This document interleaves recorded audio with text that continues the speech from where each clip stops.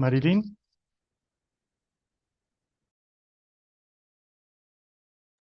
Simplemente darles la bienvenida a todos y a todas. La verdad es que tenemos una profunda satisfacción con este curso.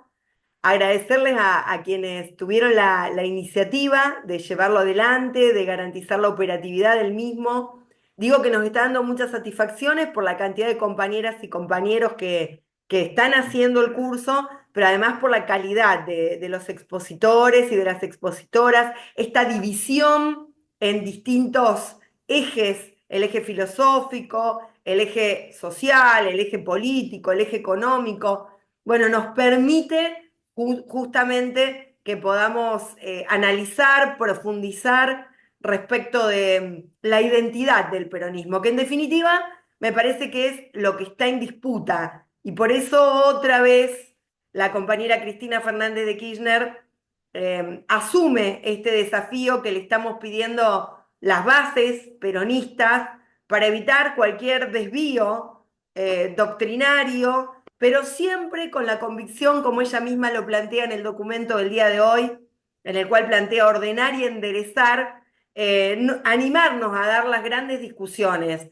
No existen vacas sagradas fuera de las tres banderas históricas del peronismo. Creo que hay nuevos desafíos a los que debemos actualizar desde la doctrina, que son nuevas demandas que tiene la sociedad, demandas del siglo XXI, a las cuales el peronismo tiene que darle sin lugar a dudas respuesta. Y bueno, Cristina nos garantiza que esas respuestas siempre estén del lado del pueblo, siempre estén a favor del pueblo. Así que mandarles un abrazo muy, muy grande, agradecerle a Santiago la predisposición para llevar adelante esta segunda parte del eje económico en la que estuvo anteriormente el compañero Ernesto Matos. Y bueno, felicitar a todas y a todas por la constancia en seguir adelante con este curso. Un abrazo muy grande a todos y a todas.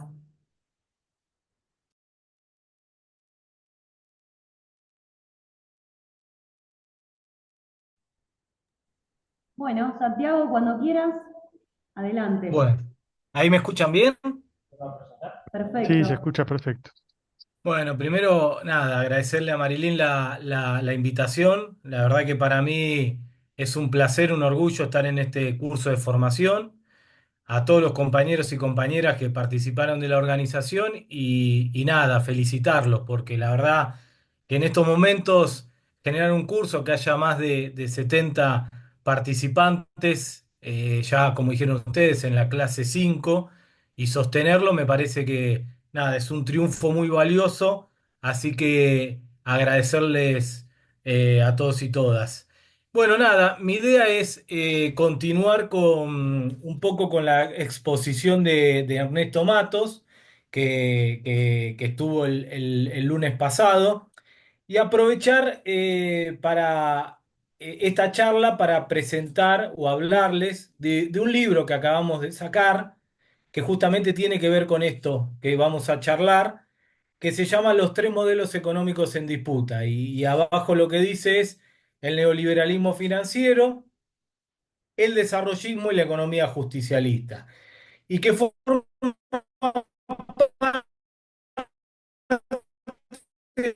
de un invitamos también a todos los que quieran leerlo, que pueden ir a la editorial de la Universidad de La Plata y bajarlo en forma gratuita, ¿sí? Está ahí el link del libro, así que lo pueden bajar. Este libro, además, participaron varios economistas que escribieron sobre esta discusión de los tres modelos económicos en disputa, escribieron sobre distintos aspectos de la economía argentina. Por ejemplo, Ernesto Matos escribió sobre el tema agropecuario, también escribió Delfina Rossi, Martín Burgo, Estanislao Mali, que decir, una serie de economistas que escribieron artículos sobre distintos aspectos de la economía, pero siempre referido a estos tres modelos económicos en disputa. Y esto forma parte de otro libro que habíamos sacado también de la misma editorial, que se llamaba en el 2019, ante el fracaso del modelo neoliberal financiero. Obviamente ya había fracasado el gobierno de Mauricio Macri, la economía justicialista. Y la verdad que, y bueno, después de ese libro, de ese primer libro, pasaron 4 años del gobierno al frente de todos. Por eso, esa experiencia que tuvimos y de la que yo formé parte, incluso como funcionario, como secretario general de ANSES y como subdirector del Fondo de Garantía de Sustentabilidad, pero discutiendo obviamente las cuestiones más filosóficas de la economía de aquel momento. Y por eso, después de haber pasado esa experiencia, eh, nosotros decidimos ya y rápidamente este año publicar este libro. Bueno, nada, nosotros ya sabemos que lo que no queremos, que es el modelo neoliberal financiero, que es lo que está tratando de reeditar Milei hoy, ¿sí? Milei, nosotros eso lo sabemos, el modelo neoliberal financiero por primera vez se aplicó en la dictadura cívico-militar. En aquel momento el ministro de Economía, Martínez Dios, instaló por primera vez esto que nosotros llamamos modelo neoliberal financiero, que implica obviamente una desindustrialización de la economía nacional. Martínez Dios y los neoliberales financieros creen que la economía no puede ni debe ser un país industrial, y por eso la propaganda de la silla, donde te sentabas en la silla Madina Argentina, te sentabas, se rompía porque era de mala calidad, y las sillas extranjeras eran todas buenas, fuertes, no te sentabas y no te caías. El mensaje era justamente esto: la Argentina no puede ser un país industrial, y por eso inician procesos de desindustrialización de la economía nacional, que es lo que estamos viviendo hoy con la economía de Milei. Estamos retornando de nuevo un proceso fuerte de lo que nosotros denominamos industricidio. Obviamente te suben los costos de la industria a través del aumento de las tarifas a los servicios públicos. Te cae la demanda porque no hay consumo, la gente no tiene para comprar, entonces la industria no puede vender. Y además te empiezan a abrir la economía, te empiezan a hacer una apertura comercial indiscriminada, y obviamente la industria nacional, en un contexto donde no vende porque no hay consumo, donde le suben los costos porque aumentan las tarifas de los servicios públicos, y además le abren la economía para que compiten con la industria más competitiva del mundo. Bueno, empieza a quebrar la industria nacional, y comenzamos un proceso de desindustrialización. Esto se inició la primera vez en la etapa de Martínez Dios, pero como no van a industrializar, necesitan ofrecerle a los grupos económicos locales un modelo alternativo. Y por eso construyen lo que nosotros denominamos el modelo neoliberal financiero, ¿sí? ¿Qué es esto? Que al mismo tiempo que desindustrializan, necesitan garantizar negocios financieros. Y esto instalan modelos de deuda y fuga de capitales. Martínez Dios, que es el primero que lo hizo, lo voy a explicar brevemente porque es interesante cómo lo aplicó Martínez Dios, y porque además después todos los que aplicaron un modelo neoliberal financiero reeditaron casi la misma lógica, que es: desregulan todo lo que tiene que ver con el mercado financiero y desregulan todo lo que tiene que ver con la cuenta capital de la balanza de pago. Es decir, Martínez Dios lo que aplica con la desregulación de la cuenta capital de la balanza de pago es permitirle a todos los grupos económicos que puedan sacar la plata de la Argentina, los dólares de la Argentina, eso es fuga de capitales, pero además que se pueden endeudar libremente en el extranjero, ¿sí? Hasta el 76 eso no estaba permitido. La fuga de capitales en la Argentina no era un problema porque no estaba permitido que los grupos económicos ni nadie pudiera sacar la plata del extranjero. Bueno, Martínez Dios desregula eso para que el que quiera pueda sacar plata del extranjero, pero al mismo tiempo endeudarse en el extranjero. Hasta el 76 tampoco estaba permitido que nadie se pueda endeudar en el extranjero, y es lógico. ¿Por qué un empresario se va a endeudar en el extranjero en dólares si él paga sueldos en pesos, si él paga las tarifas de los servicios públicos en pesos? Entonces no tiene sentido que se endeude en el extranjero. Bueno, Martínez Dios le da total libertad a partir del 76 para fugar capitales de la Argentina, cosa que hasta ese momento no era un tema, y para endeudarse en el extranjero, para poder pedir plata prestada en el extranjero en dólares, ¿sí? Y ahí va a empezar a haber un problema, que la deuda externa, no solo pública del Estado argentino, sino también la famosa deuda externa privada, es decir, de los grupos económicos extranjeros endeudándose en el extranjero en dólares, ¿sí? En dólares. Junto con esto, lo que hizo Martínez Dios fue la reforma financiera, que es una reforma que tenemos que discutir porque todavía sigue vigente en la Argentina. Entre otras cosas, la reforma financiera lo que le permitió es desregular la tasa de interés a los bancos, decirle a los bancos que cobren la tasa de interés que quieran, ¿sí? Sin ningún tipo de regulación por parte del Banco Central de la República Argentina. Pero al mismo tiempo que le permite de regular la tasa de interés, le prohíbe al Banco Central de la República Argentina financiar vía emisión monetaria los déficits del Tesoro. Bueno, como todo monetarista, ¿sí? Y Martínez Dios era un monetarista, los austríacos son monetaristas, nos dicen que la inflación es un fenómeno monetario y que por lo tanto hay inflación en la Argentina porque el Banco Central tiene que emitir para financiar los déficits fiscales. Entonces, ¿qué dice Martínez Dios con la reforma financiera? Le prohíbe al Banco Central volver a emitir para financiar el déficit fiscal del Estado Nacional. Ahora, la diferencia con Milei es que Martínez Dios no solo no elimina el déficit fiscal, sino que lo agranda.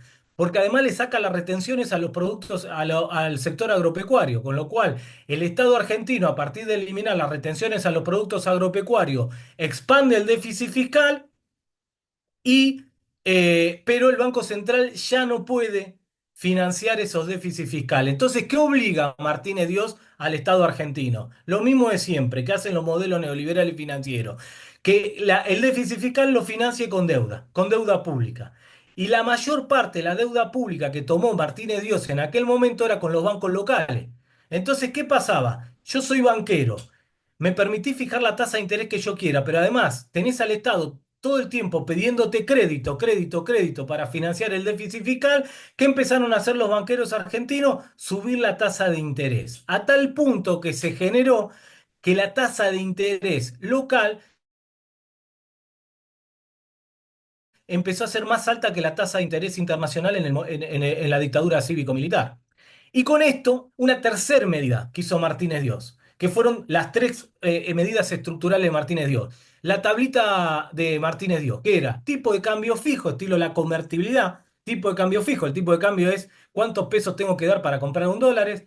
Él fijó el tipo de cambio, pero a diferencia de la convertibilidad tenías devaluaciones preanunciadas. Es decir, Martínez Dios te decía qué día y cuánto iba a devaluar. ¿Sí? Y eso se llaman devaluaciones preanunciadas. Con lo cual, ¿qué hicieron? Tres cosas. Desregulación de la cuenta de capital de la balanza de pago para que los grupos económicos puedan pedir plata en el extranjero, pero al mismo tiempo fugar la plata de la Argentina. Dos, reforma financiera que le permitió a los bancos aumentar la tasa de interés porque además desreguló la tasa de interés, pero le generó que el déficit fiscal ya no lo pudiera financiar con emisión monetaria, entonces el Estado argentino se vio obligado a tomar crédito con los bancos locales. Subió la tasa de interés a tal punto, repito, que la tasa de interés local empezó a ser más alta que la tasa de interés internacional. Tres, tipo de cambio fijo con devaluaciones preanunciadas. Con todo esto, además, apertura comercial indiscriminada para que los productos vengan baratos del extranjero, desindustrialización de la economía argentina. Entonces, ¿qué empezaron a hacer los grupos económicos locales, entre los cuales uno de los que estaba y formó parte de esto fue Franco Macri? Bueno, sencillo. Se endeudaban, los grupos económicos locales se endeudaban en el extranjero, donde la tasa de interés era más baja, traían los dólares a la economía argentina, lo cambiaban por peso, esos pesos lo ponían en los bancos locales que les daban una tasa de interés local más alta, eso se llama, generaban una renta financiera por el diferencial de la tasa de interés. ¿Y qué hacían? Un día antes que el gobierno devaluara, sacaban los pesos de los bancos argentinos, compraban dólares y con esos dólares los fugaban al extranjero. Cuando el gobierno devaluaba, generaba procesos inflacionarios, pulverizaba el salario real de los trabajadores, nuevamente un día posterior a que el gobierno devaluara, los grupos económicos volvían a hacer lo mismo. Se endeudaban en el extranjero una tasa de interés baja, lo traían esos dólares a la economía argentina, compraban pesos, lo ponían en el sistema financiero local a una tasa de interés más alta, generaban una renta financiera y un día antes que el gobierno devaluara, volvían a hacer lo mismo. Sacaban la plata de los bancos, compraban dólares y los sacaban de la economía argentina. Se dedicaron 6 años a lo que se llama la bicicleta financiera, que reitero es un modelo de deuda externa para financiar exclusivamente la fuga de capitales. Por eso los modelos neoliberales financieros se estructuran con proceso de desindustrialización de la economía argentina, aumento de la desocupación, aumento de la pobreza, concentración del ingreso, deuda externa y fuga de capitales. ¿Hasta cuándo? Hasta que todo explote. Y eso pasó en el 82. El único costo que tenía para los grupos económicos locales este modelo neoliberal financiero de de bicicleta financiera era la deuda externa privada. Porque en algún momento esa deuda externa los grupos económicos la iban a tener que pagar. Pero ¿cómo lo solucionaron? 1982, presidente del Banco Central de la República Argentina en plena dictadura militar, ¿quién era? Domingo Felipe Cavallo. Director muy joven del Banco Central de la dictadura militar con Domingo Felipe Cavallo era Carlitos Melconian. Carlos Melconian le fue a Domingo Felipe Cavallo con una propuesta extraordinaria. Que los grupos económicos locales no paguen no paguen la deuda externa privada y que la deuda externa privada pase a ser deuda externa pública. Es decir, estatización de la deuda externa privada de los grupos económicos locales, con lo cual los grupos económicos locales se quedaron con todos los dólares que habían fugado al extranjero, pero la deuda que ellos tenían que pagar la terminó pagando el pueblo argentino. ¿Qué generó? Que la deuda externa cuando empezó la dictadura militar era de 8.600 millones de dólares, cuando la deuda externa terminó en el año 83, la deuda externa era 46.000 millones de dólares. De 8.600 millones de dólares a 46.000 millones de dólares, la mayor parte de esa deuda generada por los grupos económicos locales, pero cuando terminó la dictadura militar era deuda externa pública que tenía que pagar todo el pueblo argentino. Esos modelos neoliberales financieros es lo que ninguno de nosotros queremos. Obviamente se reeditó de vuelta, y esto lo quiero atar con dos documentos que sacó Cristina. El primero fue en febrero de este año, que se llamó que estamos transitando la tercer crisis de deuda. Y esto efectivamente, porque todos los modelos neoliberales y financieros terminan generando crisis de deuda.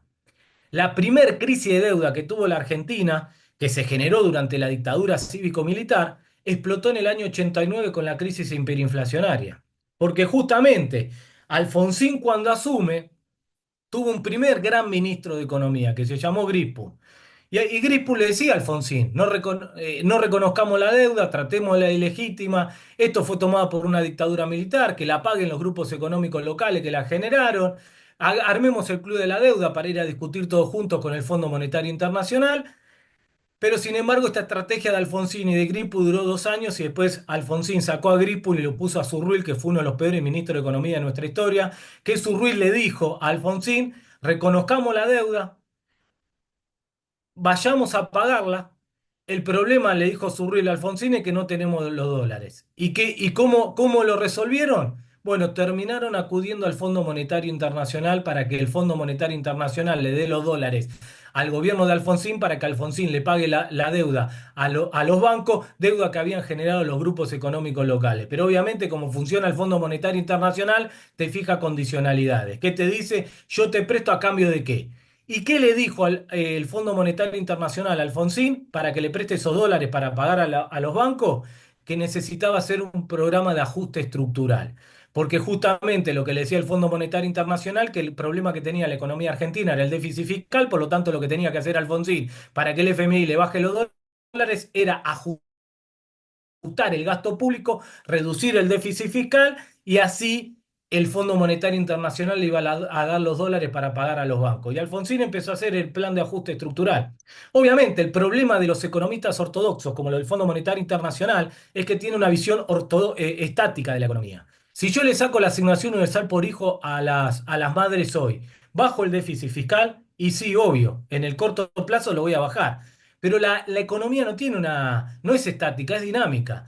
Porque esa asignación, que es lo que le está pasando a Milei ahora, esa asignación universal por hijo que yo le saco, obviamente reduce el déficit fiscal, pero esas madres dejan de consumir. Si esas madres dejan de consumir, el comerciante deja de vender. Si el comerciante deja de vender, le deja de comprar al proveedor. Si el proveedor deja de vender, reduce la producción y echa gente. Esa gente que echa deja de consumir y entramos con las políticas de ajuste en un círculo vicioso de caída del consumo, caída de las ventas, caída de la producción, aumento de la desocupación y aumento de la pobreza. Ahora, en términos del Estado, le genera otro problema. Si no hay consumo, nadie paga IVA. Si no hay producción, nadie paga ganancias. Si cierran los comercios, no se paga impuesto. Entonces, lo que le empieza a pasar al Estado en las políticas de ajuste estructural, que cuando uno lo ve en el gobierno de Milei le está pasando, es que la recaudación en términos reales empieza a caer. Entonces, en un primer momento vos achicás el déficit fiscal, pero como se te empieza a caer por los efectos que genera en la economía real el plan de ajuste, la recaudación tributaria se te empieza a caer y entonces vos necesitas un ajuste creciente para sostener el superávit fiscal. Y eso es lo que le empezó a pasar a Alfonsín. Entonces, ¿qué hacía Alfonsín? Ajustaba, ajustaba, ajustaba. La economía argentina entró en un círculo vicioso de caída de las ventas, consumo, producción, aumento de la desocupación. ¿Cómo terminó el plan de ajuste estructural que le impuso el Fondo Monetario Internacional a Alfonsín para darle los dólares para pagar a los bancos? En la primer crisis de deuda, que fue la crisis hiperinflacionaria de 1989, que fue la segunda peor crisis de nuestra historia. Y fíjense que, nada, 3.500% de inflación. Los más grandes se acordarán que te pagaban el salario y te daban el día, porque si vos el salario ese lo ibas a consumir al otro día, ya no servía para nada. Entonces los mismos empresarios, cuando te pagaban el salario, te daban el día libre para que vayas a comprar, a consumir, porque si no, después al otro día no podías comprar nada, y te iban remarcando del changuito. Cuando ponías el changuito te iban remarcando de que llenabas el changuito hasta que llegabas a pagarlo. ¿Qué pasa después de esa primer crisis de deuda generada por el modelo neoliberal financiero de la dictadura militar? Viene el segundo ciclo de neoliberalismo financiero, que es la década del 90. Y ahí, justamente, el Fondo Monetario Internacional nos baja el segundo plan estructural de nuestra historia, que es el FMI dice, hago mea culpa, nos equivocamos con Alfonsín, porque con solo ajustar no alcanza. En los 90 dicen, además de ajustar hay que hacer reformas estructurales. Y ahí en los 90 nos imponen el consenso de Washington, que era ajuste más privatizaciones de las empresas públicas, de regulación de los mercados, apertura comercial indiscriminada, flexibilización laboral y ajuste. Y Cavallo le agrega además la convertibilidad. ¿Qué hacen en los 90? El segundo ciclo de neoliberalismo financiero,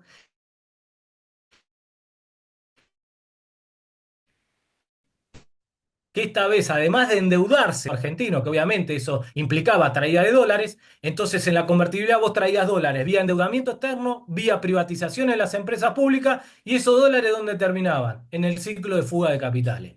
Volvimos a financiar un nuevo ciclo de fuga de capitales, no solo con endeudamiento, sino con privatizaciones.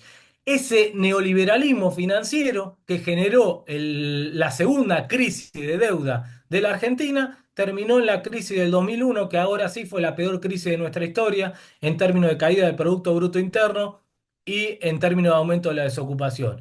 Las dos crisis de deuda generadas por los modelos neoliberales financieros de la dictadura cívico-militar y de la convertibilidad impuestos por el Fondo Monetario Internacional terminaron en las dos peores crisis de nuestra historia, que fue 1989 y 2001. ¿Qué dice Cristina en ese documento? Que con la asunción de Macri iniciamos de vuelta una etapa de neoliberalismo financiero, un nuevo ciclo de deuda y fuga de capitales con Macri. Fíjense que en los primeros 2 años de Macri también liberalizó el cepo, hizo una devaluación, liberalizó el cepo y se empezó a endeudar con bonistas extranjeros para financiar ¿qué? De vuelta fuga de capitales. Cuando ya los bonistas mismos no le prestaron más a Macri, ¿a quién tuvo que recurrir en el año 2018? Al Fondo Monetario Internacional. ¿Para qué? Para seguir financiando fuga de capitales. El Fondo Monetario Internacional le bajó a Macri 45.000 millones de dólares, que es el préstamo más importante de la historia del FMI con un país. Nunca antes le había prestado tanta plata en tan poco tiempo. A nadie. Hoy la Argentina es el país más endeudado con el FMI del mundo. El segundo país más endeudado con el FMI es Egipto, 11.000 millones de dólares. Nosotros el primero, 45.000 millones de dólares. Fíjense la diferencia entre el primero, que somos nosotros, con respecto al segundo. El 36% de todo el endeudamiento externo que tiene el FMI con todos los países lo tiene la Argentina. Bueno, fíjense el nivel de endeudamiento que generó Macri, tanto con los bonistas privados como el Fondo Monetario Internacional, solamente para financiar la fuga de capitales. ¿Qué estamos transitando hoy? Y dice Cristina, bueno, la tercera etapa del modelo neoliberal financiero con una tercer crisis de deuda que la estamos transitando ahora con el gobierno de Milei. ¿Qué necesitan, me parece? El neoliberalismo financiero y estos modelos impuestos por el Fondo Monetario Internacional. Yo creo que tienen tres objetivos, que eran los tres mismos objetivos que tenía Cavallo cuando fue ministro de Economía de la Rúa, en la última etapa del segundo modelo neoliberal financiero, cuando generaron la segunda crisis de deuda. Uno, nuestros recursos naturales, ¿sí? Por eso el RIGI van por nuestros recursos naturales y para nuestros recursos naturales también necesitan balcanizar nuestro territorio. Por eso todos estos modelos neoliberales financieros desfinancian a las provincias y tiene que ver con la reforma del 94, la reforma constitucional que le da los recursos naturales a las provincias, pero al mismo tiempo desfinancian a las provincias para arrodillar a los gobernadores con respecto a los grupos económicos extranjeros. Hoy con el RIGI y con el desfinanciamiento de las provincias, viene cualquier empresario y le ofrece por el litio a nuestros gobernadores 2,50 pesos y nuestros gobernadores van a tener que aceptar. Entonces empiezan también la discusión, como pasaba a fines de los 90, las provincias inviables. Empieza la balcanización de nuestro territorio, es decir, ¿para qué hay tantas provincias? Empecemos a regionalizar. Y entonces, para qué existe Chaco, Formosa, Corriente, Misiones? Hagamos una sola región, como era lo que proponía Domingo Felipe Cavallo a fines de la convertibilidad en el gobierno de la Rúa. Entonces, te balcanizan el territorio, te desfinancian a las provincias para arrodillar a las provincias y entregar los recursos naturales, y el último objetivo final de todo modelo neoliberal financiero tiene que ver con la dolarización. Fíjense que el único país de América Latina que está dolarizado es Ecuador, y que asesoró a Ecuador para dolarizar fue Domingo Felipe Cavallo y el Fondo Monetario Internacional.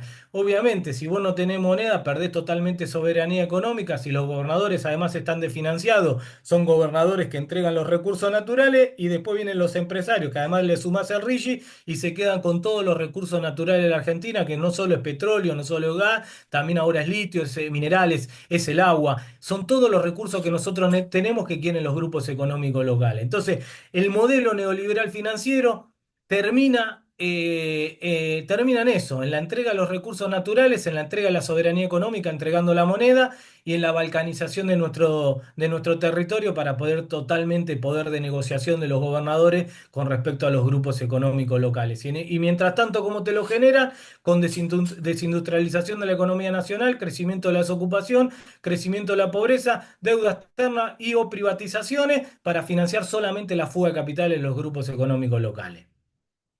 Bien, eso es lo que no queremos. Perdón, ¿se entendió? Yo porque hablo y parezco, estoy para internar, yo sé que estoy para internar, pero lo Estás importante no es embalado, solo estás eso, ¿eh? embalado. Sí, pero lo importante es que se entienda, no sé, Se ¿sí? entiende y Se hay que entiende. volver a escucharte. Bueno, eh, después me interno. Ahora bien, ¿qué planteamos nosotros? Nosotros decimos, eso es lo que tenemos que evitar, eso es lo que no queremos. Ese modelo, obviamente, es al que le tenemos que ganar. Y el punto es que nosotros lo que planteamos justamente es que del otro lado no hay un solo modelo económico. Y por eso nos parece importante esto de los tres modelos económicos en disputa, por eso también nos permite entender lo que pasó durante los 4 años del gobierno del Frente de Todo en este sentido.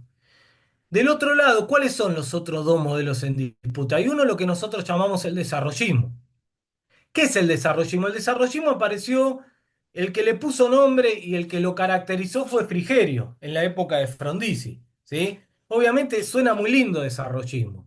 Pero ¿qué es el desarrollismo? El desarrollismo tiene algo que nosotros también queremos. ¿Qué es? El desarrollismo no quiere un país de deuda, fuga de capitales, no, quiere un país industrial. Y en eso nosotros compartimos. Nosotros también queremos industrialización como los desarrollistas. Ahora, ¿cuál es el problema? Bueno, Frigerio lo dijo muy claro. Las demandas sociales, en el gobierno de Frondizi, las demandas sociales van a tener que esperar. ¿Qué significa esto? Que para un desarrollista el salario de los trabajadores es un problema para industrializar la economía nacional. Dicho esto, para el desarrollista el proceso de industrialización lo tiene que financiar la clase obrera con salarios bajos. Y creen en el efecto derrame. ¿Qué significa esto? Que una vez que el proceso de industrialización en la Argentina esté consolidado, podemos empezar a aumentar los salarios de los trabajadores. Eso es un desarrollista. Y ahora, ¿cuánto puede tardar un proceso de industrialización para consolidarse? Décadas. ¿Sí? Ahora, mientras tanto, ¿qué tiene que pasar? Bueno, el trabajador tiene que esperar. Para el desarrollista el salario es un problema porque genera tensiones inflacionarias y porque además te lleva a la famosa restricción externa. El trabajador para un desarrollista es culpable de la inflación y es culpable de la restricción externa. Entonces te dicen, para que haya aumento salarial, primero tenemos que consolidar el proceso de industrialización. Y una vez que tenemos consolidado el proceso de industrialización, recién ahí podemos empezar a aumentar los salarios de los trabajadores. Dicho de otra manera, que el proceso de industrialización lo financie la clase obrera con salarios bajos. Y el desarrollismo te lleva a un problema. Primero, un problema social, porque te generan trabajo. El desarrollismo te lleva al pleno empleo, pero te lleva al famoso trabajador pobre, es decir, aquel trabajador que no llega a fin de mes. Tiene trabajo, pero no llega a fin de mes. Entonces, el desarrollismo es un modelo de desocupación baja, pero pobreza alta. Y además te lleva un problema político, porque un trabajador pobre te va a terminar votando. Y entonces te lleva un problema también, no solo social, sino que también político. Eh, y acá también hay un punto. Bueno, y después lo voy a tratar de enmarcar en la historia económica argentina. Ahora bien, si nosotros decimos, che, bueno, no al desarrollismo, o el desarrollismo para nosotros no, falta algo. ¿Qué es ese algo? Bueno, el concepto de justicia social. Y entonces decimos, al desarrollismo le falta la justicia social, porque el desarrollismo sí industrializa, sí genera puestos de trabajo, pero concentra el ingreso. Y entonces ahí nosotros planteamos el tercer modelo económico, que es la alternativa para nosotros al modelo neoliberal financiero, que es lo que nosotros llamamos modelo económico justicialista. ¿Por qué lo llamamos así? En principio nuestro modelo económico no tenía nombre. Una vez cuando estábamos sacando el primer libro, que lo llamamos Ante el modelo neoliberal financiero, la economía justicialista, que fue en el año 2019, cuando estaba terminando el gobierno de Macri, nosotros nos preguntamos, che, ¿cómo se llama nuestro modelo económico? Y la verdad es que no tenía nombre. Nosotros conocemos al modelo agroexportador, conocemos al desarrollismo, conocemos al modelo neoliberal financiero, pero el modelo económico nuestro no tiene nombre. Y la verdad que cuando escribimos los manuales de historia económica argentina del 46 al 55 lo llamamos peronismo, del Santiago, 2003 al disculpa 2015 que lo se te llamamos. corta. ¿Qué? Sí, a ver, ahí, ¿se me corta? Ahí volviste. ¿Sí? Sí, ¿Seguro? Puede ser la conexión, ¿eh? sí. Sí, en la conexión. Bueno, si se me corta de vuelta me avisan. Dale. Entonces, nosotros lo que dijimos es, bueno, hay que ponerle nombre al modelo nuestro. Y nosotros lo definimos como modelo económico justicialista porque justamente el énfasis de nuestro modelo económico es la justicia social. Sí queremos industrialización, sí queremos que haya industria, sí queremos que haya pleno empleo, pero no queremos que ese proceso de industrialización lo financie la clase obrera porque le agregamos el concepto de justicia social. Ese modelo económico justicialista lo aplicó por primera vez en nuestra historia Perón en el 46. Y obviamente acá aparece un problema. Si yo quiero industrialización, pero no me lo va a financiar la clase obrera con salario bajo, la pregunta que aparece y que le apareció a Perón en el 46 es ¿quién me va a financiar el proceso de industrialización? Y acá Perón fue el primero en darse cuenta. La economía argentina tiene lo que se llama renta extraordinaria. ¿Qué es una renta extraordinaria? Renta extraordinaria, vos decís, un kiosquero tiene una renta normal, una ganancia por invertir y trabajar. Pero hay sectores de la economía argentina que además de renta normal tienen lo que se llama renta extraordinaria, es decir, ganancia que no depende de su inversión y de su esfuerzo, que depende de fenómenos exógenos. Por decir algo. La pampa húmeda tiene lo que se llama la tierra más fértil del mundo. Si la pampa húmeda es la tierra más fértil del mundo, entonces el costo de producción de grano en la Argentina es excesivamente bajo. Ahora, pero el precio del grano no se fija nacionalmente. ¿Dónde se fija? Internacionalmente. ¿Y por qué se fija internacionalmente? Por las tierras menos fértiles.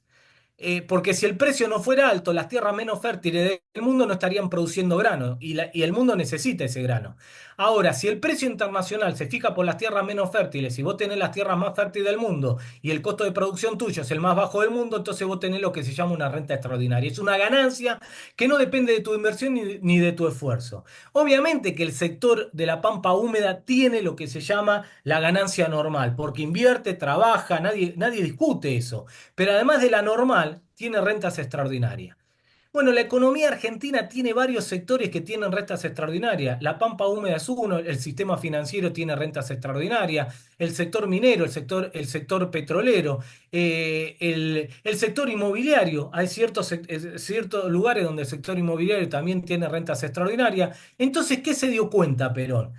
Que yo puedo industrializar la economía argentina con justicia social. Esto implica que puedo industrializar la economía argentina aumentando los salarios de los trabajadores para garantizar el 50-50 y que eso me lo va a financiar las rentas extraordinarias. Entonces Perón fue el primero en construir herramientas para poder que el Estado pueda distribuir las rentas extraordinarias para financiar el proceso de industrialización y que no tenga que ser el trabajador el que financie el proceso de industrialización como plantean los desarrollistas. ¿Qué hizo Perón, por ejemplo? El IAPI, el Instituto Argentino para la Promoción al Intercambio. ¿Qué es el IAPI? Bueno, que el sector agroexportador no pueda exportar más el grano y que todo el grano se lo tengan que vender al IAPI. ¿Qué hacía Perón con ese grano que le compraba el sector agroexportador?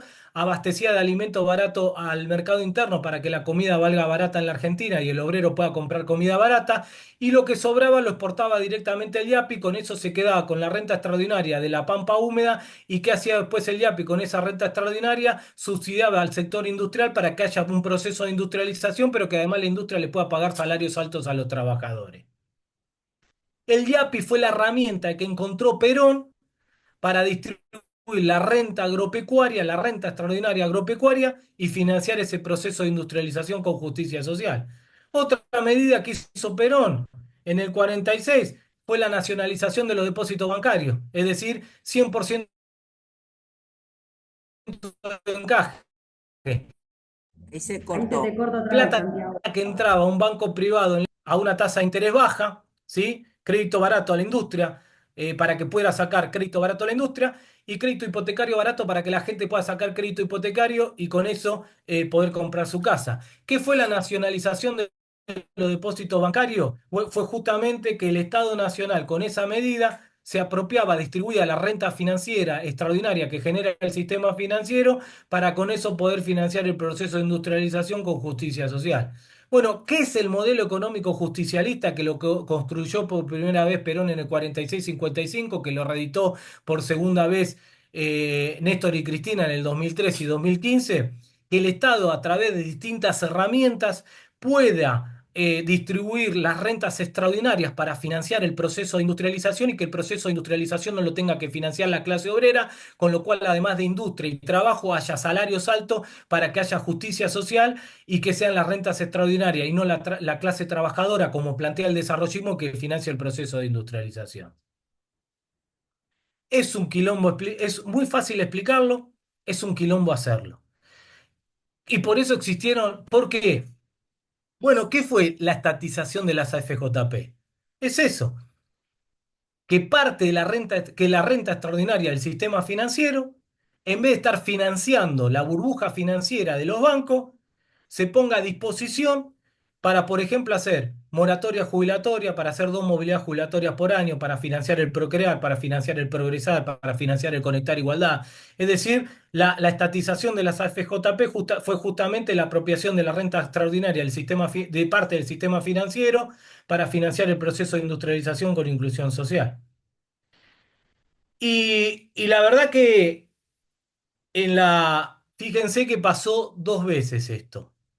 Cuando cae el modelo agroexportador en el año 1929, por la famosa crisis de 1929, que fue la peor crisis de nuestra historia, la crisis de la Gran Depresión, se cae el modelo agroexportador en la Argentina. El modelo agroexportador era el modelo sencillo de exportar grano para importar los productos manufacturados. Con la caída del modelo agroexportador y el golpe de Estado de Irigoyen, asumen nuevamente los conservadores en la Argentina, que fue la famosa década del 30, la década infame, y empiezan a industrializar la economía nacional. Ahí empieza la primera industrialización por sustitución de importaciones, pero durante toda la década del 30, ¿cómo eran los salarios de los trabajadores? Bueno, excesivamente bajo. Por primera vez en la economía argentina se aplicó el desarrollismo en la década del 30. O sea, el desarrollismo existió antes que Frondizi y antes que Frigerio. Y fue la década del 30. ¿Por qué? Porque el desarrollismo termina siendo la válvula de ajuste para que la clase trabajadora financie las crisis de los modelos neoliberales o liberales. En aquel momento el modelo agroexportador, que era a través de los conservadores, de la industrialización de la década del 30, pero obviamente con salarios bajos. ¿Qué decían los conservadores? Una vez que el mundo salga de la Gran Depresión, volvemos al modelo agroexportador. Mientras tanto, que sea el obrero con salarios bajos el que pague la crisis del modelo agroexportador y la Gran Depresión. ¿Cuál fue el problema? Sí. Santiago, ahí tenemos una compañera, Ah, Andrea, que dale. levantó la mano, ¿te Andrea, parece que ahí le la hago una veo, dale. consulta ahora? Sí, Dale, obvio. Andrea. No, cuando vos hablás lo de las AFJP, pero el discurso hacia la gente era que nos queríamos apropiar de la plata de los jubilados, o sea, y entonces eso pasó a ser parte de una de las partes del choreo, digamos, no sé cómo decírtelo de otra manera, que nos acusaban. Entonces, ¿cómo hacer para transmitir las cosas como vos las contás y que se entienda que es al revés, que estamos generando un beneficio, pero nos encontramos con una pared? No sé si se entendió la idea de lo que quería preguntar. Andrea, siempre en los modelos económicos justicialistas van a tratar de justamente pasar una medida para financiar los procesos de industrialización con inclusión social como una medida negativa. Hicieron lo mismo con el YAPI, hicieron lo mismo con la nacionalización de los depósitos bancarios. La resolución 125, que fue una disputa política para apropiarse de renta extraordinaria. Los precios internacionales estaban volando en aquel momento de los productos agropecuarios. La resolución 125, que era un intento de seguir distribuyendo la renta agropecuaria para financiar el proceso de industrialización. Obviamente, siempre, por eso para los desarrollistas es mucho más fácil industrializar con la clase obrera, que lo financie la clase obrera, porque no tienen que hacer disputa política con los grupos de poder. Porque distribuir las rentas extraordinarias que genera la economía argentina en términos políticos implica que vos te tenés que pelear tenés que disputar con los grupos de poder. Por eso para el desarrollismo siempre es más fácil industrializar con la clase obrera. Listo, salario bajo para los trabajadores, industrializo la economía nacional y no me tengo que pelear con ningún grupo de poder para distribuir las rentas extraordinarias. Siempre es más fácil políticamente el desarrollismo que el modelo económico justicialista. Y obviamente implica toda disputa por las rentas extraordinarias, implica una disputa política con los grupos de poder. Y te van a tratar de pasar esas medidas positivas, te las van a tratar de pasar como medidas negativas. Si vos le preguntás a los historiadores ortodoxos cuál fue la peor medida de Perón, te van a decir el YAPI. Y el YAPI fue la medida más estructural que tuvo Perón, porque con eso pudo financiar el proceso de industrialización, el 50-50. Tengan presente que en la época de Perón, en 1950, el 55% del Producto Bruto Interno se lo apropiaba la clase obrera. ¿Sí? Esto es inédito en la historia económica argentina, pero inédito también en los países desarrollados. Y teníamos el pleno empleo y además un país totalmente desendeudado. Bueno, fíjense que cuando Néstor hereda como ministro de Economía a Labaña. Cuando se produce la crisis del 2001, la primera salida, el primer intento de salir de la crisis del 2001 fue una salida desarrollista, que fue la salida de Duhalde. Labaña y el Vasco de Mendiguren justamente plantearon una salida desarrollista. Cuando Néstor hereda a Labaña como ministro de Economía en el año 2005, Labaña le dice a Néstor, le dice, mira, estamos empezando a tener tensiones inflacionarias. Y la pregunta de Néstor fue, ¿por qué? ¿Y qué le dijo Labaña? Estamos sobrecalentando la economía. Claro, ¿qué le estaba diciendo Labaña? Ya aumentamos mucho el salario de los trabajadores, basta de aumentar el salario de los trabajadores. Lo que estaba diciendo Labaña, tenemos que ir a una salida desarrollista de la crisis, de la crisis del 2001. Labaña le estaba planteando que la caída de la convertible de la crisis del 2001 la tenía que financiar la clase trabajadora con salarios bajos. ¿Qué le dijo Néstor a Labaña? No, vamos a seguir aumentando el salario, por eso Labaña se va como ministro de Economía en el 2005 y lo que empieza a construir Néstor y después Cristina es que la salida a la crisis de la convertida del 2001 no sea el desarrollismo, sino que sea el modelo económico justicialista. Y ahí empiezan a aumentar mucho más fuerte los salarios de los trabajadores y ahí empiezan las disputas políticas por las rentas extraordinarias que tiene la economía nacional, no solo la resolución 125, sino como dijimos recién, la estatización de las AFJP, la estatización de YPF, la reforma a la Carta Orgánica del Banco Central, es decir, un montón de medidas estructurales que aplicó Néstor y Cristina para que sean las rentas extraordinarias las que financien el proceso de industrialización y de esa manera, además de tener industria y trabajo, los salarios de los trabajadores aumenten, que era lo que no quería Labaña, que no quería que aumenten los salarios y que querían la salida desarrollista. Entonces, lo mismo le pasó en la década del 30. La salida de la desarrollista, ¿cuál fue el problema para los conservadores de la década del 30? La aparición del peronismo. Y la aparición de Perón, donde plantea por primera vez en la historia, en el año 46, justamente el modelo económico justicialista. Y lo que nosotros tenemos, y obviamente para ir cerrando y dejar lugar a las preguntas, nosotros lo que justamente caracterizamos es ese modelo económico justicialista, que lamentablemente, y no es, y no es casual, que en más de 200 años de historia existieron, ese modelo económico justicialista existió solamente en 2 décadas, 46, 55, 2003, 2015. Pero justamente fueron los momentos más felices de nuestro pueblo, que no solo había trabajo, sino que había justicia social. Y obviamente fueron por eso los gobiernos más demonizados por los grupos económicos, ¿sí? Porque justamente para financiar Y por esos eso modelos, ellos creo que en un momento decían, la economía es con la gente adentro. ¿Te acordás de esa frase que usaban? Es sí, con todos, porque es esto que decís. exactamente, exactamente, pero por eso son las etapas más demonizadas de nuestra historia, porque justamente, Los odiaban, y sí. pero por una cuestión sencilla. Distribuían las rentas extraordinarias de la economía nacional y no permitían que los procesos de industrialización los financie la clase obrera. Bueno, yo lo que digo es, y en esta caracterización y en esta explicación, nosotros en términos teóricos, para explicar el modelo económico justicialista, desarrollamos tomamos dos escuelas, ¿sí? Una lo que nosotros denominamos el estructuralismo latinoamericano, ¿sí?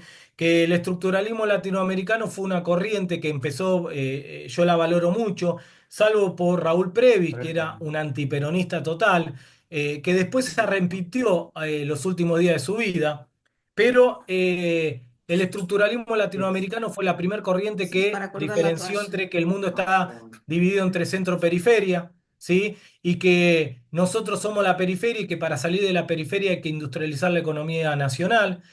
Son los primeros que plantearon la necesidad de industrializar nuestra economía. Por eso también reivindicamos el estructuralismo latinoamericano en el sentido que fue la primer corriente de América Latina que pensó la periferia para salir de la periferia y generar un país desarrollado, un continente desarrollado. Y fueron los primeros, los estructuralistas latinoamericanos, que dijeron que el principal problema de las economías latinoamericanas no son el déficit fiscal, como dicen los ortodoxos, sino que la restricción externa. Y por eso vamos al segundo documento de Cristina, que le dice, es la economía bimonetaria, coma estúpido. Le está diciendo el problema de la economía nacional no es el déficit fiscal, sino que la restricción externa, es decir, la falta de dólares. Es la falta de dólares lo que le pone la principal restricción a nuestro desarrollo nacional. Y los primeros en ver, la primer corriente de pensamiento económico que vio que el déficit fiscal no es el principal problema de nuestra economía, sino que la restricción externa, es decir, la falta de dólares, fue justamente los estructuralistas latinoamericanos. Ahora, ¿cuáles fueron el problema del estructuralismo latinoamericano? Que no vieron la importancia que tiene el salario en la economía nacional. Y por eso reivindicamos la segunda corriente de pensamiento con el cual teóricamente armamos el modelo económico justicialista, que es el revisionismo, el pensamiento económico del revisionismo histórico. Y ahí lo que tenemos obviamente es el revisionismo histórico en general, que nos enseñó a nosotros varias cosas. Primero, que desarticuló toda la visión mitrista de nuestra historia, en el sentido de que la gesta de Belgrano y de San Martín no fueron para exportar libremente grano a los países centrales, que la gesta de Belgrano y San Martín fueron para construir una patria libre y que eso, y nosotros festejamos el Día del Economista en la Argentina el 21 de septiembre por Manuel Belgrano, que fue el primero en pensar que la Argentina tenía que manufacturar lo que producía internamente. Ese revisionismo histórico, desarticulando toda la visión mitrista de la historia, nos enseñó que nuestros federales no eran los bárbaros, sino que lo que le estaban discutiendo era para qué nos habíamos independizado, y que no era para exportar grano libremente a Inglaterra y para desarrollar la pampa húmeda, sino que lo que teníamos que construir era justamente un país federal y que para que haya un país federal había que proteger nuestro mercado interno. Y fueron esos revisionistas históricos que nos dijeron que Rosas no era un, ¿cómo lo llamaban a Rosas y a Perón? Eh, un tirano, Tiranos. Tirano, ¿sí? tirano. Exactamente, que Rosas no era un tirano, sino que fue el primero Rosas en hacer el tratado el primer tratado aduanero en 1835 que protegía justamente el desarrollo de la industria artesanal del interior, fue el primero en aplicar una medida proteccionista de dimensiones importantes, por eso también en 1845 la Armada anglo-francesa intentó tratar de entrar en nuestro río Paraná para construir la libre navegación de nuestro río, porque justamente Rosa no le permitía entrar sus productos industriales baratos a nuestra economía para que se desarrolle la industria de las provincias, y por eso también el 20 de noviembre de 1845 Rosa le gana a la Armada anglo-francesa la vuelta de obligado, y hoy es nuestro día de soberanía nacional.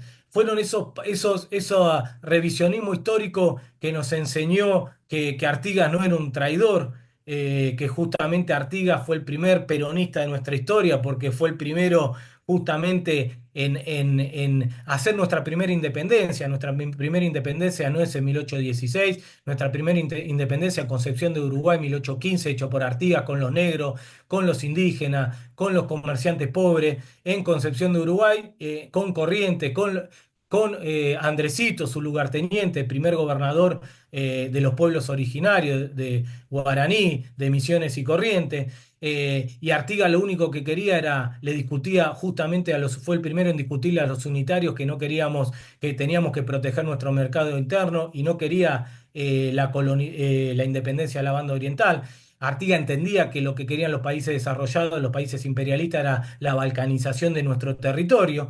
Y justamente por eso cuando se declaró la independencia de Uruguay, él estaba exiliado en Paraguay, lo invitaron y no quiso participar porque no era su objetivo. Artigas no era un traidor, sino que justamente era el primero que pensó la integración latinoamericana y el primero que pensó desde el interior de nuestros países, de nuestro territorio, cómo teníamos que desarrollar una Argentina federal, y esos fueron los federales, y que en el modelo agroexportador teníamos el séptimo PBI per cápita, pero como se preguntaba Galazo, ¿dónde se cobra el PBI per cápita? Porque teníamos la peor distribución de nuestra historia, y que el gaucho no era vago ni mal entretenido, todo lo contrario, el gaucho no quería ser explotado por los terratenientes, y el que terminó disciplinando al gaucho fue el Estado Nacional, porque la visión mitrista de la historia nos dice que en el modelo agroexportador el Estado no intervenía, y era mentira. Era tan intervencionista que disciplinó al gaucho con la papeleta de Conchavo, lo obligaba a tener una célula verde que decía el nombre para el terrateniente para el cual trabajaba, y si el gaucho no tenía la papeleta de Conchavo era un vago que no trabajaba para ningún terrateniente, entonces lo mandaban a la frontera a pelearse con el indio para sacarle la tierra, para dárselas a los terratenientes, es decir, el Estado lo disciplinó para que indirecta o directamente trabaja esclavizadamente para el terrateniente. El Estado era tan intervencionista que hacía las campañas del desierto, aniquilando a los pueblos originarios para sacarle las tierras a través de las campañas del desierto y dárselas al terrateniente. Bueno, teníamos un Estado fuertemente intervencionista en el modelo agroexportador, a pesar de lo que decían los terratenientes, para generar una economía fuertemente concentrada. Y que era mentira que el terrateniente era el que trabajaba de sol a sol para generar desarrollo nacional, porque justamente ahí vienen las dos famosas frases: tirar manteca al techo y tener la vaca atada, porque el terrateniente ganaba tanta plata que se iba 3 años a recorrer Europa de vacaciones en tren, mientras el vago mal entretenido trabajaba esclavizado en las tierras del terrateniente. Entonces, cuando llegaban a Francia, la manteca era muy cara, entonces entraban a los restaurantes franceses, le pedían manteca y la tiraban al techo para demostrar el poder económico de los terratenientes argentinos a los franceses. Y además tenían la vaca atada porque la leche de vaca argentina era la leche de mayor calidad, entonces de viaje se tenían que llevar las vacas argentinas para que los hijos de los terratenientes tomen leche de vaca argentina, se alquilaban un vagón del tren para que viajen las vacas argentinas, mientras el gaucho semi-explotado trabajaba las tierras del terrateniente para que el terrateniente pueda dedicarse tres años a viajar de vacaciones en Europa al tren. Y ojo, porque el gaucho es vago mal entretenido y que el que recibe la asignación universal por hijo también es vago mal entretenido. Para esta visión mitrista de la historia, todos los sectores populares son vagos mal entretenidos, entonces hay que disciplinarlos. ¿Qué significa disciplinarlos? Hay que hacerlos trabajar con salarios muy bajos, casi esclavizados para los dueños de la tierra o el dueño del capital. Bueno, toda esa visión mistrista fue desarticulada por el revisionismo histórico y que la visión económica del revisionismo histórico la terminamos cerrando con Jauretche y Scalabrini y Ostrich, con lo que se llamaron los forgianos en 1836, que fueron los primeros en pensar que también había que industrializar la economía argentina, pero junto con la industrialización de la economía argentina, los forgianos introdujeron por primera vez el concepto de justicia social, que después tomó Perón en el año 46. O sea, no solo hay que tener industria, sino que también hay que tener justicia social y salarios para los trabajadores. Si nosotros unimos la visión económica del revisionismo histórico más la visión económica del estructuralismo latinoamericano, tenemos en términos teóricos lo que se llamó el modelo económico justicialista. Y el modelo económico justicialista, que implica no solo industria, sino además aumento de los salarios de los trabajadores, se aplicó solamente. Perdón, Sí. te hago una pregunta, Santiago. ¿Esa síntesis la podés desarrollar un poquitito? Que es muy interesante. Sí, la síntesis es que nosotros necesitamos salir de la periferia. Para salir de la periferia nos tenemos que industrializar, ¿sí? Que esa industrialización lleva a la restricción externa, no es con ajuste fiscal o reduciendo el déficit fiscal, sino con más desarrollo. Es decir, no solo tenemos que producir la industria liviana, sino que también tenemos que producir todo lo que la industria liviana demande: energía, insumos industriales. Pero además no solo tenemos que producir la industria liviana, sino también tenemos que producir la industria pesada, los bienes de capital. Es decir, tenemos que hacer un salto. La única forma de pasar nuestra restricción externa para poder consolidar un proceso de desarrollo sustentable y sostenible es con más desarrollo. Es decir, no con ajuste o desindustrialización. Es no solo desarrollar la industria liviana, sino también la industria pesada. Pero para financiar todo ese proceso de industrialización, nosotros le agregamos también la justicia social del revisionismo histórico, con lo cual es el proceso de industrialización, como dije al principio, con más desarrollo nacional, no lo puede financiar la clase obrera con salario bajo, por eso tenemos que ir por las rentas extraordinarias de la economía argentina para que sea esa renta extraordinaria, como planteaba el revisionismo histórico.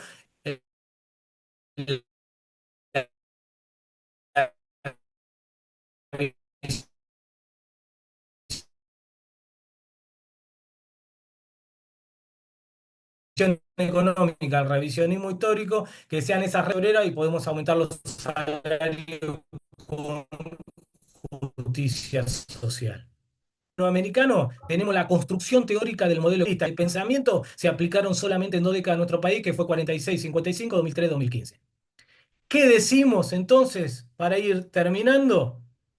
Nosotros necesitamos de vuelta reconstruir el Frente Nacional para sacar al neoliberalismo financiero como hicimos en el 2019. ¿Sí? Como hizo Cristina. Cristina, con un movimiento, reconstruyó el Frente Nacional para sacar al neoliberalismo financiero. En aquel momento, ¿qué neoliberalismo financiero? El de Macri. Ahora necesitamos sacar el neoliberalismo financiero de Milei. Cristina, asumiendo la presidencia del Partido Justicialista, y por lo que estamos leyendo en la carta, está asumiendo la responsabilidad y el rol de volver a reconstruir el Frente Nacional en la Argentina para ganarle al neoliberalismo financiero. Ahora, ¿qué hay que plantear? Y lo que va a plantear y le está planteando Cristina, y por eso asume ella la responsabilidad, que ese Frente Nacional en términos económicos no lo puede volver a conducir el desarrollismo. Porque el problema que tuvimos en los 4 años del Frente de Todos, que la agenda económica de nuestro gobierno, y la asumo como nuestro, estuvo manejado por el desarrollismo. ¿Y cuál fue el problema? Que generamos industria, generamos trabajo, pero generamos trabajadores pobres y salarios bajos. Con lo cual, ¿qué nos llevó el desarrollismo del 4 años del gobierno al Frente de Todo? Que volvamos a perder de vuelta las elecciones con respecto al modelo neoliberal financiero. Entonces, el planteo hoy es reconstruimos el Frente Nacional con Cristina como presidente del Partido Justicialista, y ese Frente Nacional, para volver a ganar al neoliberalismo financiero, necesitamos generar que la agenda económica de ese Frente Nacional lo encabece el justicialismo y no el desarrollismo. ¿Para qué? Para cuando volvamos a construir una, tres, dos, tres, cuatro, cinco décadas más del modelo económico justicialista, que es la única forma de construir una Argentina con independencia económica, soberanía política y justicia social. Bueno, eso. Muchísimas gracias.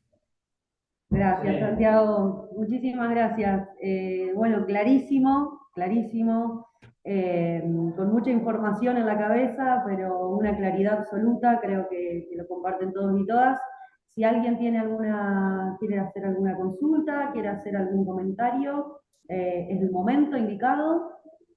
Yo quería aprovechar para hacer una aclaración y también una pregunta. Primero, para varios compañeros que preguntaban, está toda la bibliografía, el libro de los tres modelos económicos en disputa, está en el Drive.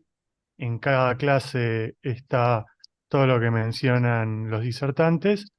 También quería aclarar que en la bibliografía complementaria están, por ejemplo, los cuadernos de Forja eh, y varios libros que hablan sobre estos temas. Y también te quería hacer una pregunta, Santiago, sobre qué libros nos recomendarías, por ejemplo, para la parte económica del revisionismo histórico o el estructuralismo latinoamericano, que podamos agregar eh, a esa bibliografía complementaria. Bueno, del revisionismo histórico hay autores que son muy buenos, que vos podés leer los libros de ellos, pero también hay autores muy buenos como Hernán Brienza, que explican muy bien el revisionismo histórico. Eh, inclusive te explica también la parte económica del revisionismo histórico, de los forgianos, por ejemplo. Hay un montón de libros de Hernán Brienza o varios, no digo un montón, que explican esa parte. O sea, autores, Hernán Brienza es uno que me fijo porque también me aparecen. Hernán Brienza es un autor que yo recomiendo mucho sobre esa parte. Y después del estructuralismo latinoamericano, eh, ahí hay textos, si se quieren, hay uno muy bueno de Marcelo Diaman que explica la estructura económica desequilibrada. Otro autor que es muy bueno es Aldo Ferrer. También para explicar los modelos neoliberales financieros recomiendo a Eduardo Basualdo, ¿sí? Que tiene muchos libros de deuda y fuga, que explica ahí muy bien el modelo de endeudamiento. Pero yo más que un libro en particular, mencionaría autores, ¿sí? Que después uno los busca y ahí va a encontrar varios libros sobre estructuralismo latinoamericano y sobre... Hay una buena discusión porque, como digo, Raúl Prebisch, que es el fundador del estructuralismo latinoamericano, lamentablemente era muy antiperonista.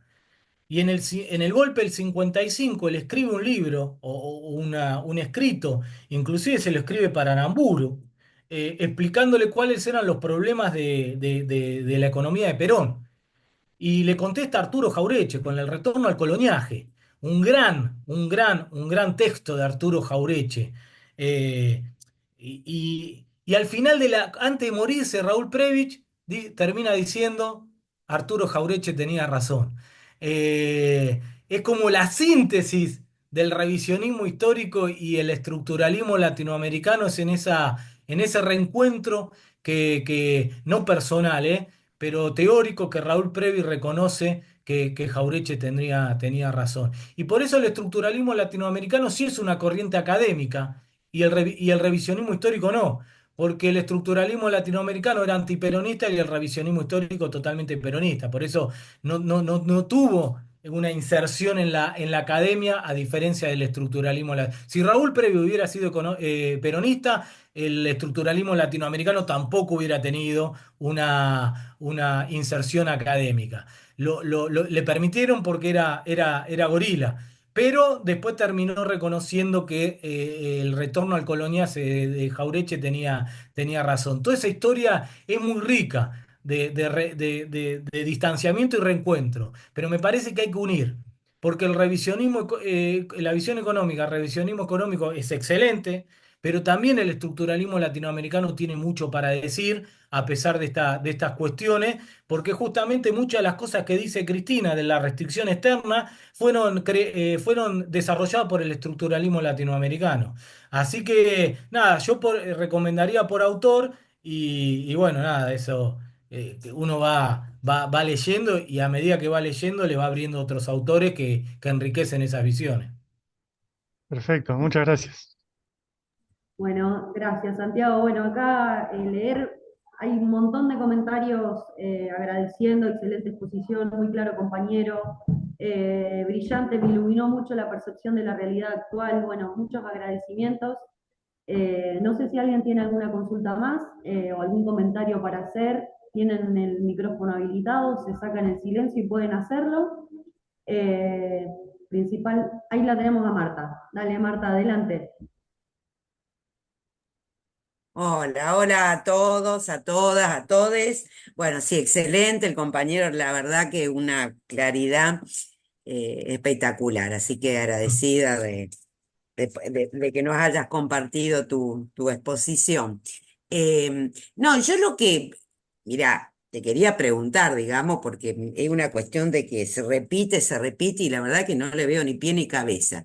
¿Vos me podrías decir de dónde surge ese 17.000% de inflación que iba a haber si no llegaba El Salvador del gobierno del Crelo de Vil, que yo lo llamo así, Milei, que lo repite acá, afuera, y no escucho, o sea, realmente no escucho del lado nuestro, o a lo mejor no lo he escuchado yo, rebatir, ¿de dónde saca eso que estábamos al filo del precipicio porque íbamos a llegar un interanual? No sé, porque por ahí creo que nos vende cada zaraza, ¿viste? Que hace que utiliza todas esas palabras como para decir, ay, ¿cómo sabe? Pero eso del 17.000% que íbamos a llegar a eso en este año, no puedo encontrar, ¿viste? Porque no he escuchado, así que no sé si vos No, me podrás iluminar. es fácil de explicar, obviamente es un error conceptual y práctico, en el sentido que, ¿qué hace él? Extrapola, ¿viste el 25% de inflación que hubo en diciembre del año pasado? Lo extrapola como diciendo que todos los años íbamos a tener esa inflación del 25% todos los meses. Si vos todos los meses tenés 25%, te da esa inflación que dice él. Obviamente, ¿cuál es el error? Uno, imposible extrapolar un dato de inflación a todos los meses, porque nunca vas a tener 25% de inflación todos los meses extrapolándola. Entonces, un error conceptual. Dos, esa inflación de diciembre la generó él, porque esa inflación del 25% fue por la devaluación que hizo el gobierno de Milei apenas asumió. Y a partir de ahí, no digo que tenías una inflación baja, pero no del 25%, con lo cual aceleró la inflación y te dio el dato más alto del 25%. Una vez que dijo, entonces, diciembre vos tuviste inflación del 25%, primero dice, es culpa del gobierno anterior porque es diciembre, pero no aclara que esa aceleración inflacionaria después del 10 de diciembre y por responsabilidad de él, que devaluó más del 100%. ¿Y qué hace después? Dice, si todos los meses de este año hubiéramos tenido una inflación del 25%, nos da esa inflación de 17.000. Primero, un error por decir que la inflación del 25% del gobierno anterior, cuando fue por la devaluación que generó él apenas asumió de más del 100%. Segundo, es un error conceptual extrapolar una inflación del 25% a todos los meses. Es imposible, nadie hace ese análisis económico. Con lo cual, nada, inventó eso para justificar y decir que paró una hiperinflación, ¿sí? Que es mentira. En conclusión, es zaraza pura, digamos, o sea, Zaraza pura. desde el punto de vista económico, Pero no lo comparte nadie, ¿eh? Ningún economista, ni siquiera el más ortodoxo, comparte esa extrapolación del 25% de inflación que hace Milei y saca la conclusión de que entonces íbamos a una inflación del 17.000%. sí, no, No, no, no. yo también, pero yo lo que digo, no sé, a lo mejor estoy como, no solo eso, pero hay cuestiones que están tan instaladas O sea, que yo lo que, o sea, yo me imaginaba que eso era una, pero no soy economista, digamos, ¿no? Vale, que estamos hablando de política económica y Ah, todo lo que vos has hecho. es la idea que necesitaban ellos de instalar que estábamos yendo a una crisis hiperinflacionaria y que ellos lo evitaron. No estábamos yendo a una crisis hiperinflacionaria, había una situación compleja, esto nadie lo puede negar. Ahora, no íbamos a una inflación del 17.000% como instalan ellos, porque es esto que te decíamos nosotros, pero en términos políticos, para justificar todo lo que vienen haciendo, necesitaban instalar que estábamos yendo a una crisis hiperinflacionaria y que ellos pararon esa crisis hiperinflacionaria. Bueno, Bueno, gracias. ahí tenemos el compañero Eduardo Cortés. Eduardo, adelante. Sí, buenas tardes a todos. Bueno, me pareció excelente y muy clara la charla. Lo que yo te quería consultar, bueno, no sé si vos sos la persona indicada para consultar esto, pero bueno, es la duda que yo tengo hace mucho, es si, a ver, los que más o menos pensamos, estamos de este lado digamos, del río, sabemos que Milei iba a ser un gobierno así, que los resultados iban a ser más o menos esto y que vamos hacia un desastre. Ahora, la consulta es, ¿cómo hacer, digamos, en estos momentos donde la sociedad está evidentemente muy confundida o está, digamos, se ha ido para la derecha, para que haya una mayoría de gente que realmente entienda esto y lo vea y se vuelva hacia el peronismo, bueno, hacia esta manera de ver la realidad. Porque, no sé, yo lo que pienso es que hay muchas cosas que son muy obvias y que vuelven a ocurrir y vuelven y vuelven a ocurrir. O sea, cada vez el país está peor, las políticas de derecha cada vez son más crueles, pero sin embargo volvemos a caer en lo mismo. O sea, yo no sé si esto es un tema de comunicación, tema de medios. Yo entiendo los errores, por ejemplo, del gobierno de Alberto, pero tampoco fue un gobierno que uno diga que ha sido tan desastroso como para que hayamos caído en esto. Pero bueno, no sé cuál es tu opinión. A ver. Yo una aclaración que no lo dije, pero es importante decirlo por lo que dice Eduardo. Yo entre el desarrollismo y el modelo neoliberal financiero no lo pienso. Es mucho mejor el desarrollismo, obviamente. Me quedo con el desarrollismo. Y yo digo, sí, si vos comparás el gobierno nuestro con con esto, obviamente, nada, no tiene ni punto de comparación. Ojalá volviéramos a estar como estábamos el año pasado. Eh, el problema que yo digo es justamente, podemos dar más. La economía argentina y la sociedad argentina puede dar más que el desarrollismo. Y ese es mi planteo. Que estamos en condiciones de hacer un mejor gobierno si vamos a la economía justicialista. Y eso es lo que estoy diciendo. Y además porque el problema del desarrollismo, además de lo social que te genera pobreza alta, el problema es que te termina generando un problema político. ¿Por qué el trabajador pobre te va a votar? Y eso es lo que nos pasó en el 2018, el año pasado, digo. Mucha gente que tenía trabajo, que antes no tenía trabajo en el gobierno de Macri, y sin embargo empezó a tener trabajo, pero no te terminó votando porque no llegaba a fin de mes. Entonces te genera un problema político de que después no te termina votando. Ahora bien, no quiere decir que yo entre el desarrollismo y el modelo neoliberal financiero no lo dudo, ¿eh? No lo dije, pero no lo tengo que aclarar. El punto mi exposición es que, como decía anteriormente, podemos generar algo mucho mejor que el desarrollismo en términos sociales y peronistas. Ahora bien, la otra pregunta es más, digo, estamos todos para contestar eso. Yo no te puedo responder. Vos me decís, che, ¿cómo podemos hacer para enamorar de vuelta a la gente y que el peronismo vuelva a representarlo? Y bueno, no es una sola causa, un solo motivo. Eh, y la verdad que esa pregunta que vos te hiciste, que es la pregunta central para volver a representar a nuestro pueblo, no la puedo responder yo, la tenemos que responder entre todos, colectivamente. Entonces es una pregunta y una respuesta que nos tenemos que hacer cada uno de nosotros. ¿Qué podemos hacer nosotros de vuelta para que el peronismo vuelva a representar a las grandes mayorías? Y la verdad que yo no te puedo dar una hoja de ruta de eso. sí te puedo dar algunos indicios. Me parece que la que mejor representa los mejores sueños de la sociedad argentina en términos peronistas es Cristina. Me parece que en eso tiene que tener un rol central la compañera Cristina, porque es la que representa los mejores sueños de contemporáneo que el argentino se recuerda. Y en términos, también hay que dejar que esto funcione, o no funcione, mejor dicho. La gente se va a ir dando cuenta. Nos pasó con Macri. La verdad que, recordate la elección del 2017, la perdimos. Cristina perdió con Unidad Ciudadana en la provincia de Buenos Aires con Burrich, con Esteban Burrich. Y bueno, y al año siguiente estábamos en mega devaluación, el Fondo Monetario Internacional en la Argentina, la gente pidiendo que Macri se vaya. Bueno, también hay que esperar que esto no funcione, que es lo que, no, lo que va a terminar pasando, no va a funcionar. Y también la gente se va a ir empezando a dando cuenta que Milei les mintió, que lo que les había prometido, no, les había prometido ajuste y motosierra, pero a la casta. Y lo que están pagando el ajuste son los jubilados, son los universitarios. Entonces, la gente también de a poquito se va a ir dando cuenta. Esto también es un proceso. Y me parece que tenemos que hacer dos cosas. Uno, demostrarle a la gente que Milei mintió y que lo que están pagando son hechos. Y segundo, cómo hacemos para representar mejor a nuestro pueblo.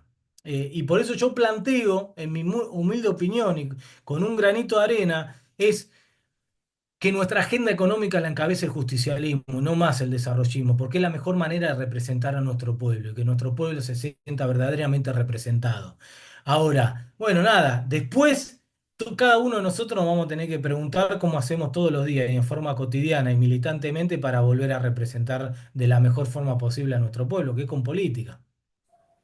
Sí, bueno, Bueno, muchísimas excelente. gracias. Vamos, Coincido en todo y ojalá que la dirigencia del partido, la cabeza de Cristina, esperemos, realmente pueda dar lineamientos claros como para poder salir todos en el mismo sentido, porque si no pasa que cada uno tiene su hipótesis y eso, Es digamos, de la alguna manera política, no ayuda. tenés que persuadir, es la política, hay Mm. que bueno, persuadir.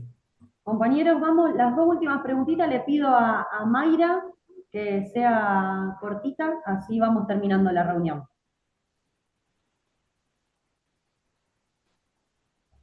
Ahí Mayra. estamos, va a ser bien cortita. ¿Qué cambios estructurales serían necesarios para poder abordar las causas profundas de la crisis que estamos teniendo económicamente? La pregunta es corta, lo que necesito es una hora y media más para responderte. O sea, la pregunta es corta y nada, la respuesta es larguísima. ¿Qué necesitamos? Bueno, nada, primero hay que ver en qué situación nos deja el país, Milei, ¿sí?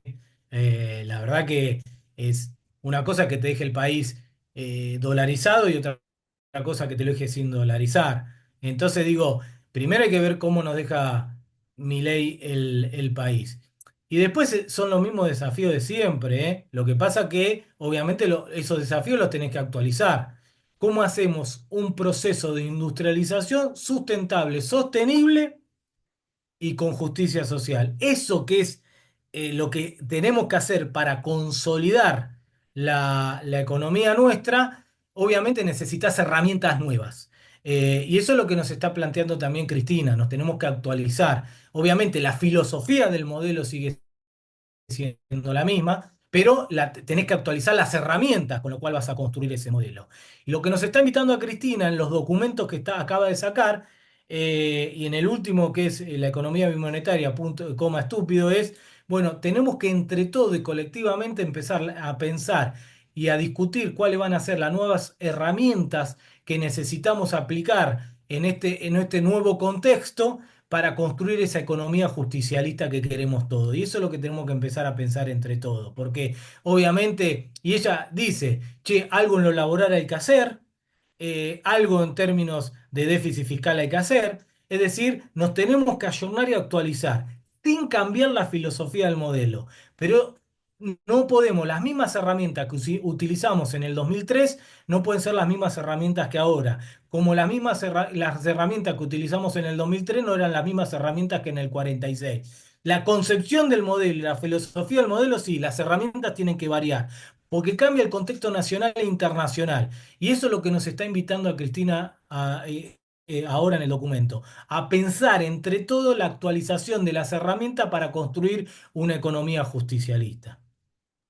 Bueno, Bien, vamos con la muchísimas última, gracias. Selva, lo más cortito posible. Sí, buenas noches. Primero felicitar al expositor porque fue de excelencia no solo a nivel económico, sino histórico y filosófico. El revisionismo histórico del que habló se dio en esos dos ámbitos, además de en el económico. Y segundo, yo creo, desde mi humilde opinión, que la respuesta está una vez más en Cristina, que hace por lo menos 2 años que nos viene pidiendo dos cosas elementales, que son que nos formemos y que militemos. Y a través de esa formación y esa militancia ir transmitiendo el mensaje peronista en todos los ámbitos. La discusión de Jauretche se la podría enfrentar con Alperindongui, ¿no? Con la nación para el desierto argentino. Son las dos visiones de país totalmente contrapuestas, la que queremos nosotros y la que quieren ellos, que la van maquillando de desarrollismo, de neoliberalismo, de lo que raye filosóficamente en la época. Pero yo creo que la tenemos que leer una y mil veces, tanto a Cristina como a Perón, para ir viendo, porque ahí están nuestras respuestas, siempre están nuestras respuestas. Y militar más que nunca. Cuanto más, como dice el dicho, cuando parece que nos estamos peleando, nos estamos reproduciendo, bueno, nos tenemos que reproducir cada vez más y formarnos cada vez más para poder persuadir. Nada más, y muchas gracias. Bueno, gracias, Gracias a vos. Selva. Muchísimas gracias. Bueno, desde Casa Patria, agradecer infinitamente a Santiago su predisposición, el estar hoy acá presente con nosotros. Marilyn va a hacer un saludito final y bueno, ya estamos terminando. Bueno, saludarlos a todos, a todas. Sigamos estudiando, profundizando nuestra tarea militante, que es también la de formarnos. En definitiva, siempre los cuadros políticos formados son los que acompañan los grandes procesos históricos. Y atrevámonos a ser disruptivos, a pensar nuevas políticas. No nos enamoremos de los métodos. Las herramientas se utilizan al servicio de un método en una etapa histórica determinada, pero eso no significa que no seamos capaces de generar nuevas herramientas y nuevos métodos para la transformación de la patria. El mundo está en un constante desafío y en una constante transformación. Cristina, como líder de esta etapa histórica que vive el movimiento nacional en la República Argentina, tiene una mirada muy profunda de lo que ocurre en la política internacional, que es la verdadera política, decía el general Perón. Entonces, formémonos, sigamos trabajando, sigamos militando, y hoy tenemos una acción concreta que llevar adelante, que es juntar los avales. Hay que inundar de avales el Partido Justicialista Nacional para que Cristina sea la próxima presidenta del Partido Justicialista y permita profundizar en todas estas acciones que hoy estuvimos debatiendo en Casa Patria Santa Fe. Gracias, Santiago, y un abrazo enorme a todos y a todas. Bueno, muchísimas gracias a todos. Recuerden, nos encontramos el lunes próximo, 18:30. Los esperamos a todos y a juntar esos avales en Rosario, Italia 457, de mañana hasta el viernes de 11 a 1 y de 5 a 7. Y ahí el compañero pasó el dato de la ciudad de Santa Fe, en el PJ Crespo 2358. Acérquense y sumemos los avales para Cristina presidenta. Gracias, compañero. Hasta el lunes que viene. Gracias, Santiago. Hasta luego. Chao. Chao, hasta luego. Nos vemos Chao, el lunes que viene. Gracias. Un abrazo grande a todos. Y estemos en la calle también con los reclamos de todo nuestro pueblo. Así es, Además. Vamos, Cristina. Chao. Vamos, Cristina. Vamos, Cristina. Vamos, Cristina.